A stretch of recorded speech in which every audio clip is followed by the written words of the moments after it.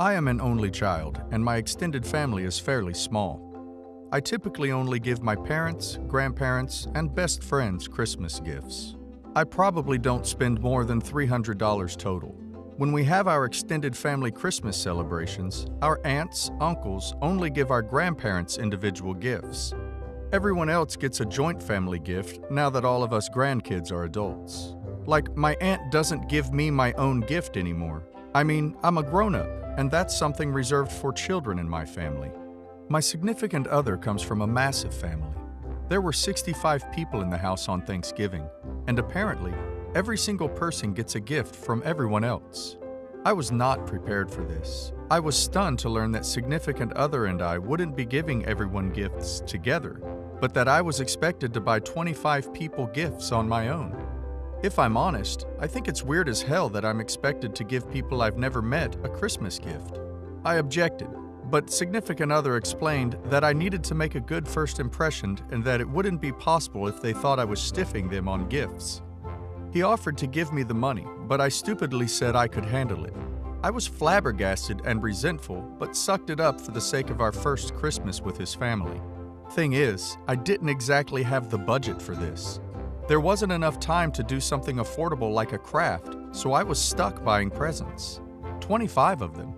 For people I don't even ducking know. I had exhausted my Christmas budget on my own family, significant other, and friends, so I had to use a credit card. I never use my credit card for crap like this. It is for emergencies only, and this is hardly an emergency. I know a ton of people pay for Christmas with credit, but I have a cardinal rule against doing so. I was livid that I had to break my own rule, but my only other choice was to not give gifts at all. Long story short, I managed to get together 25 presents worth $15 to $20 each. I thought I was being extremely generous, all things considered. I mean, I maxed out my cards for this, for duck's sake. I also had to spend most of the Christmas money my grandpa gifted me to pay for it. I only had enough of his money left over to buy a $15 puzzle I liked. Now I don't know what to say when he asks me how I spent it. It's going to hurt his feelings something fierce. We got to the Christmas celebration and everything was going fine. When it came time to open gifts, I noticed that mother-in-law was sitting off to the side with a pencil and a pad of paper. She would write down each gift as it was opened. I thought this was strange that she was acting like this was a baby shower, but thought maybe she was awful at remembering gifts and did this to make thank you cards easier, so I let it go. Significant other's family members gave me some very nice gifts. I was touched by their generosity, but I did notice that most of them had spent quite a bit more than $15 to $20 I'd spent on them. This didn't really bother me. I'm a college student working 2 jobs, and they're all big-shot career people. I figured they gave me more because they have more to give and left it at that. I was sure to thank everyone multiple times. I'll send thank you cards and all that jazz. As far as significant other and I knew, things went very well. Mother-in-law didn't make any weird comments about missing him or try to guilt him into spending time with her. We thought we'd made progress. This was last Saturday. This morning I went to check the mail and there was a card addressed to me from mother-in-law. Inside the card was a spreadsheet listing each gift these 25 strangers gave me, the estimated cost of each gift, the gift I gave them and its estimated cost, and then a column giving the difference in price. So, example, aunt-in-law gave me a scarf estimated to be $45. I gave her a Tarte Cosmetics set worth about $20. The $25 difference is noted. At the end of the spreadsheet, it shows that there was a $250 difference between the value of the gifts I gave and received. This bee literally tallied exactly how much more money everyone spent on me than I did them. Oh, but it gets better. The letter explains that this is a huge disrespect and embarrassment, and I am expected to gift each of these families something worth the amount of the discrepancy to make things right. So like I'm supposed to give the above-mentioned aunt-in-law another $25 gift. Mother-in-law's argument is that I've been disrespectful by being so cheap. My parents are very well off, and she was saying that must mean that I'm also loaded. She literally said she knows I have the money. B, I had to max out my credit card just to give you this, and you have the nerve to call me cheap? What the hell is this nonsense? This is complete BS, right? I texted significant other a picture of the card and letter while he's at work, and he said to ignore it until he gets home so he can deal with it. Y'all, this is ridiculous. I am not complying with this demand. No ducking way. I'm also not giving anyone a gift next year either. They can duck right off, those selfish pricks. I need advice on how to respond. I need to make it clear that this is horribly offensive, selfish as actual duck, and batshit insane. I need help figuring out the words I'm going to use because right now, all I can come up with are nasty 4-letter words. Significant other says he's never been aware of them doing this before. It's just another example of them treating me like absolute crap because he's going to marry me and not his mommy. And to clarify, there was no limit set for gift giving that I ignored. It's not like they all agreed they were going to spend $50 and I stiffed them by only giving $15 to $20. I'm mostly venting, but all feedback and advice is welcome. I mentioned in a previous post that mother-in-law comes over once a week to watch TV with her husband. She was supposed to come over last night, but she wasn't here when I got home from work. When I asked where she was, significant other said, "I canceled. I'm not stupid. She doesn't know it yet, but she's not welcome in this house anymore." My heart swelled. He had grabbed takeout from my favorite place and stopped by the body shop and the liquor store for goodies to help me relax in the tub. We ate, I took a delicious bath, and then we sat down to figure things out. By that time, it had been about 12 hours since I received the card, and significant other had started to put all the puzzle pieces together. Most of it has been confirmed by a cousin and aunt-in-law. His ex-wife had also heard some of it. Before I go on, you'll need some background. Like a lot of the dear husbands on this sub, significant other and mother-in-law haven't always been so close. His siblings are at least 14 years older than him, and he was an oopsie baby. He wasn't even the SG.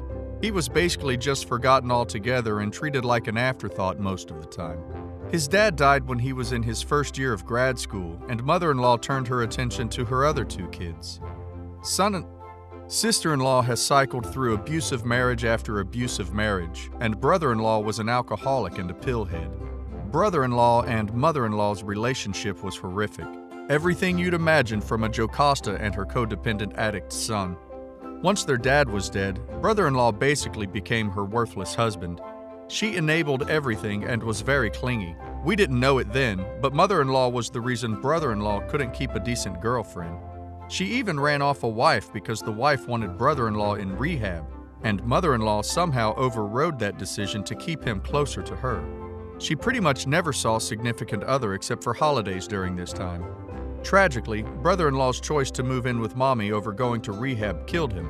He OD'd on his 47th birthday. It was during the funeral that someone had to remind her, "You do realize you still have a son, don't you?" That mother-in-law realized she had completely dropped the ball on being a mom to significant other. That's when they rekindled a relationship. Not long after, significant other and his ex-wife divorced, and that's when mother-in-law really latched on. They would see each other for dinner and Netflix several times a week, went on outings and vacations together, and he was tasked with all of her household chores. I came along a few years ago and promptly put my foot down. I didn't want to cut her off completely, so I got him to bring it down to 1 TV night a week and the occasional ball game or what have you. If you read my posts from 2 months ago, you'll see that we've been having problems with mother-in-law accepting that my moving in means I'm not going anywhere. We're holding off on an engagement until I finish grad school, but everyone knows it's coming. Significant other's ex is a delight. It's mother-in-law who is the crazy ex-girlfriend I have to fight off. Her main issue is that he takes me to all his fun activities instead of her now. Someone suggested that this drama is because she thinks I'm after his money, and I think that suggestion is spot on. We had recently started putting boundaries and consequences in place, and I haven't had to share my man hardly at all. Turns out, this nonsense was the beginning of mother-in-law's extinction burst. So that's the backstory. Now on to what we've managed to piece together so far. This entire thing is mother-in-law's doing from start to finish. This is some Machiavellian crap because literally no one in the family was left unmanipulated. Even though I've been around for a few years, significant other and I hadn't done the holidays with each other's families, so I didn't know this. But significant other and mother-in-law had been giving people joint gifts the last several years. Yep, just like a married couple. Gross, I know, but mother-in-law said it was because she's broke and significant other was doofus enough to go along with it. This recent nonsense all started when she realized her temper tantrums about him choosing me over her weren't going to work. Thanks to aunt-in-law not being able to keep her mouth shut, we've pieced a lot of this together because mother-in-law told her sister all about it since she thinks she's so smart. Here's what we know. Mother-in-law expected that I would once again skip her family's Christmas and that she and significant other would be doing joint gifts again, which he would pay for, of course. When she found out I was attending and we'd be giving joint gifts like a normal couple, she set to scheming. I guess it probably solidified that this marriage is happening and she's permanently second place. Let's be adults and tell the truth here. She's a distant ninth. She saw one of those clickbait articles about obnoxious people making ridiculous requests. One of the stories on there was about an office secret Santa with a set spending limit. A woman was upset that the gift she got was under the limit and requested her coworker give her something else to make up the difference. When mother-in-law read this, a little cartoon light bulb went off in her head. First, she got to work on the extended family. She told them all about how I'm a rich girl from the city working on a master's degree. She talked about how much I like nice things and the fact that I carry a very nice handbag. It was a gift from my parents for pulling off a 4.0 while working 2 jobs and doing an internship, but whatever. Basically, she made it sound like I was an insufferable snob. She told them how high my standards are and how offended I'd be if they gave me cheap gifts.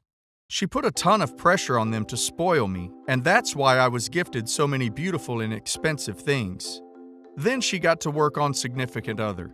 She went on and on about how insulted the family was to have not met me yet. She went on and made him feel horribly guilty for letting me hide from them this long. He wanted to protect me from this and begged her to help him figure out how I could fix things. She said the only thing she could think of was if I gave nice gifts as atonement. She said it would help make up for the fact I hadn't gotten them anything all those other years. That's what significant other meant when he was telling me I needed to make a good first impression. He was so worked up by that point that all he could think was he needed to do this to protect me from having a bad relationship with his family. Oh, and about significant other pressuring me to spend so much on gifts?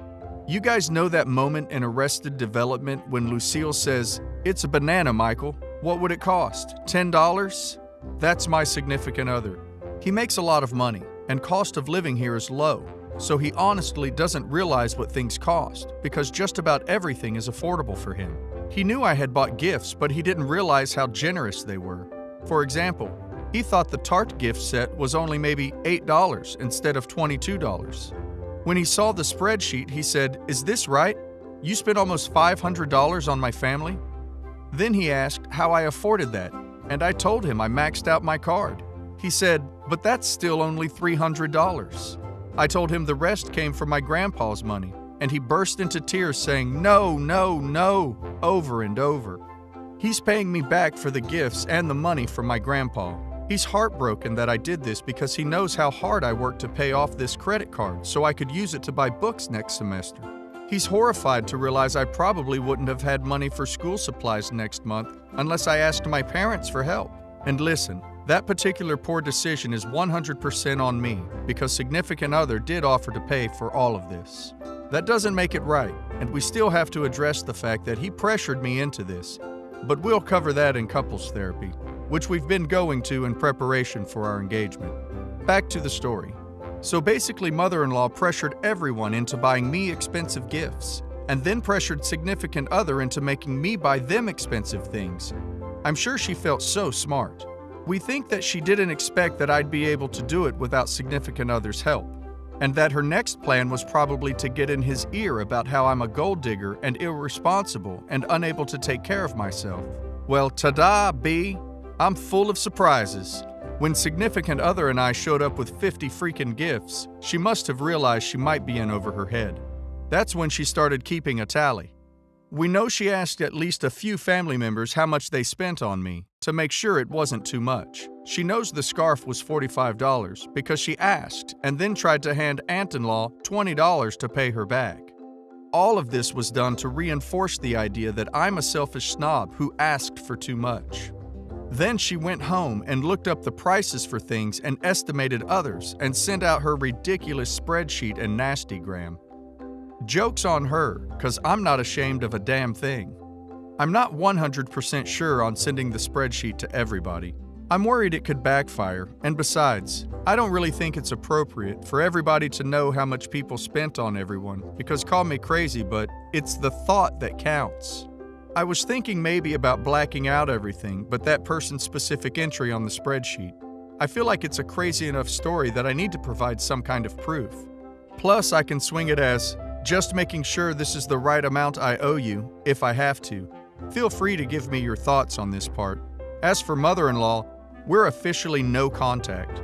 I told significant other from the beginning of our relationship that if she couldn't get her act together, we were going to have to go low contact, but this behavior has pushed us past that firmly into no contact territory.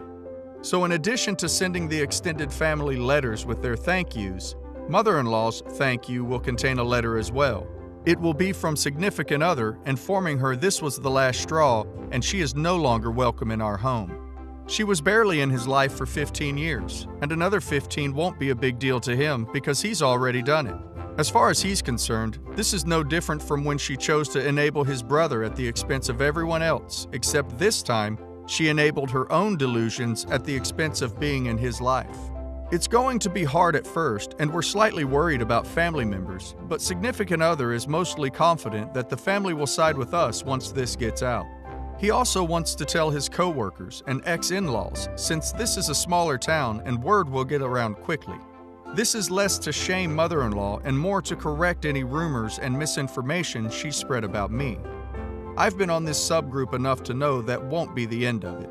So we'll be doing all we can to prep for the inevitable extinction burst. The bright side to all this is that I probably get the dog I've been begging for now since mother-in-law is terrified of them. Yay! When we left off, significant other and I were drafting out thank you cards. Sending thank you notes is something I'm known for. I send them for everything. Have me over for dinner? You get a thank you note. You get the idea. So for my part of things, I simply did as I'd normally do. I got my fancy stationery out and wrote 25 thank you notes. I included personal comments and made sure to thank everyone for so generously welcoming me to the family. I acted like absolutely nothing was wrong. They were just simple, sweet thank yous.